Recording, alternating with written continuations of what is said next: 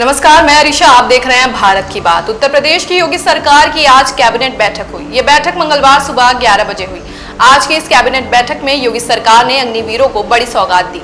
अग्निवीरों को पुलिस भर्ती में 20% का आरक्षण दिए जाने के प्रस्ताव पर मुहर लगाई गई है।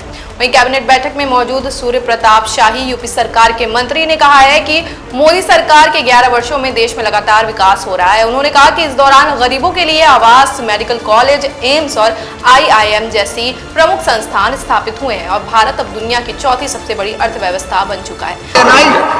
आदरणीय प्रधानमंत्री नरेंद्र मोदी ने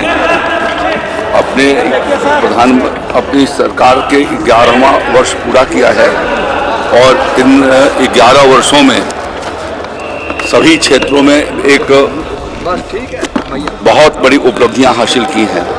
आज गरीब लोगों के पक्के आवास के निर्माण हो या उनके घरों के भीतर शौचालय बनाए जाने की व्यवस्था हो, गांव को अच्छे सड़कों से जोड़े जाने की व्यवस्था हो, पूरे देश में हाईवे, नेशनल हाईवे और एक्सप्रेसवे से उसको जोड़ा जाना हो,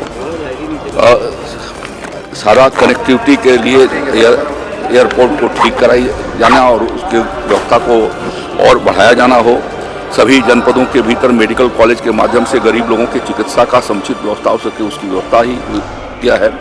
इसी के साथ एम्स और IIM की संख्या को बढ़ा करके कुशल लोगों की तैयारी कैसे हो सके और एक विकसित भारत का निर्माण हो सके, उस दृष्टि से जो प्रयास किए हैं वह प्रयास अपने में एक अभूतपूर्व कीर्तिमान है।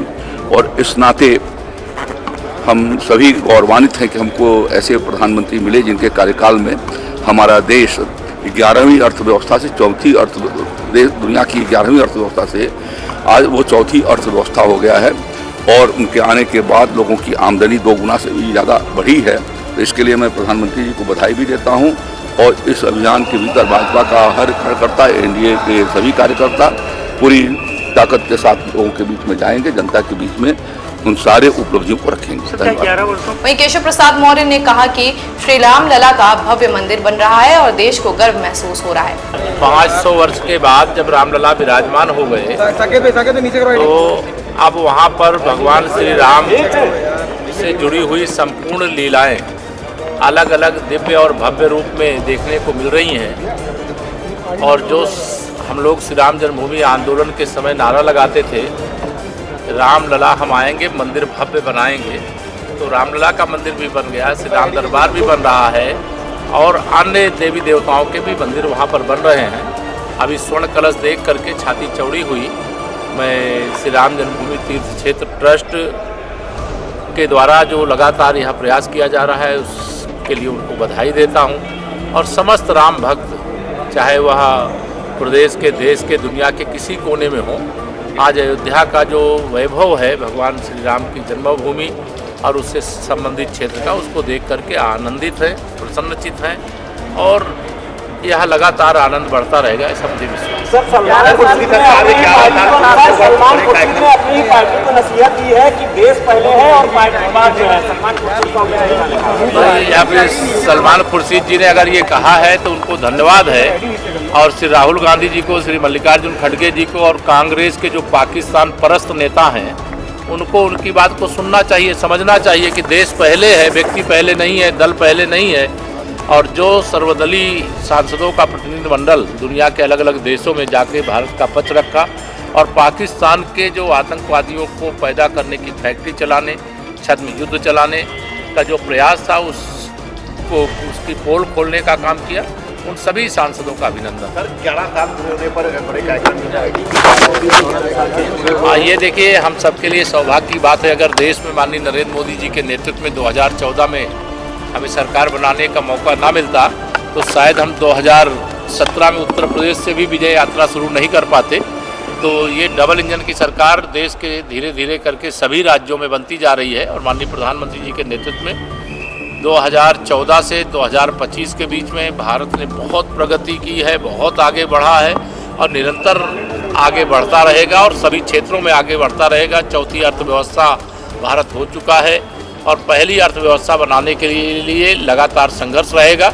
लेकिन तीसरी अर्थव्यवस्था तीसरे कार्यकाल में बनकर। कांग्रेस नेता सलमान खुर्शीद ने केंद्र के 11 साल पूरे होने पर टिप्पणी की और उन्होंने कहा कि यदि 2014 में केंद्र में सरकार न होती तो यूपी की विजय यात्रा संभव न होती। आशीष पटेल ने कहा कि पीएम मोदी ने सामाजिक न्याय के क्षेत्र में महत्वपूर्ण कार्य किए हैं और जातीय जनगणना का निर्णय पहली बार 1931 के बाद लिया गया। उन्होंने पंचायत चुनाव की तैयारियों का भी जिक्र किया। प्रधानमंत्री जी के नेतृत्व में एनडीए ने आम जनमानस के लिए बहुत सारे काम किए हैं, चाहे प्रधानमंत्री ग्रामीण आवास योजना से लेकर के कन्या सुमंगला योजना। मैं योजनाओं की इतनी लंबी लिस्ट है, मैं गिनाने लगूंगा तो आपका पूरा समय चला जाएगा। पर मैं इतना जरूर कहूंगा, हम लोग सोशल जस्टिस की बात करते हैं तो प्रधानमंत्री जी के नेतृत्व में एनडीए की सरकार ने, हमारी नेता ने जब जब विषय उठाए हैं, चाहे केंद्रीय विद्यालय में पिछड़ों के लिए आरक्षण हो, नवोदय विद्यालय में पिछड़ों के लिए आरक्षण हो, सैनिक स्कूल में पिछड़ों के लिए आरक्षण हो, या नीट की परीक्षा में पिछड़ों के लिए आरक्षण हो, और अभी सबसे ताजा 1931 के बाद पहली बार देश में जाति जनगणना जैसा ऐतिहासिक निर्णय लेने का काम एनडीए की सरकार ने किया है।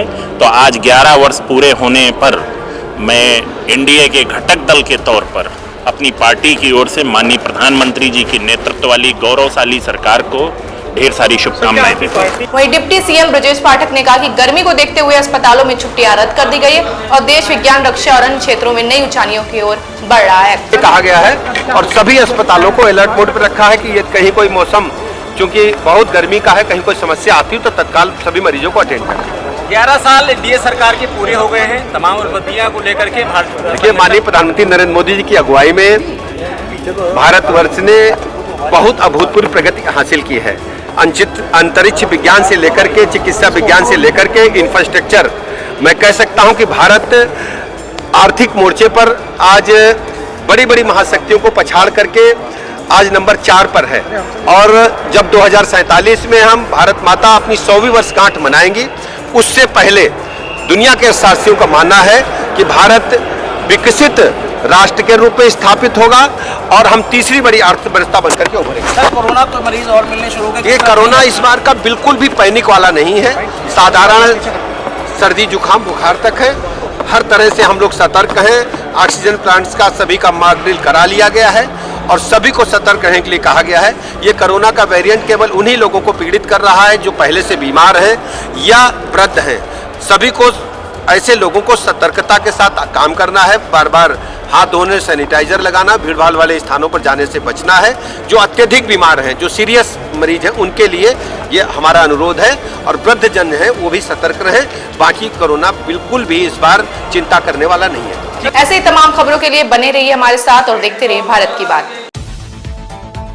डॉक्टर पुष्पलता फार्मेसी है आपका भरोसा, जहां पर उपलब्ध है एलोपैथिक, आयुर्वेदिक और होम्योपैथिक दवाएं एक ही जगह पर। आप दिए गए पते पर पहुंचकर भी आप सेवा ले सकते हैं। शॉप 7, विशेष खंड 3, गोमती नगर, योजना, एलडीए मार्केट, लखनऊ। तो अपने एवं अपने परिवार के बेहतर स्वास्थ्य के लिए परम मल्टी स्पेशलिटी हॉस्पिटल आइए, क्योंकि आपका जीवन अनमोल है। परम मल्टी स्पेशलिटी हॉस्पिटल, विजयंत खंड, गोमती नगर, लखनऊ।